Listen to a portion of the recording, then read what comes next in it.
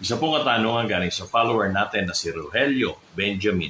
Good morning, Sir Mario. May katanungan lang po ako about professional driver's license code 2 and 3. Ito po ba ay automatically can drive motorcycle vehicle? Many thanks po. Have a good day. Nag-chat po kasi ako sa LTO assistant na pumasok. Si Google, ito po lang ang sinabi niya. Ayun. Okay. So, nakita ko na yung pinadala mo. No? Sir Rogelio, mali po yata yung nabasa nyo. Ano po?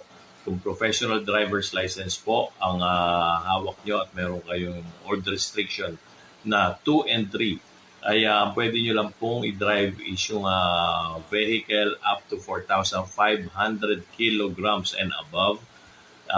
Ito po ay gross vehicle weight. Okay po?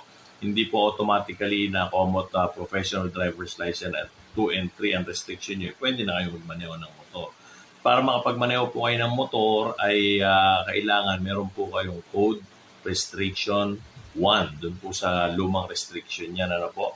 Code restriction 1 po, pwede kayo mag-drive ng motorcycle na single and tricycle. Okay po?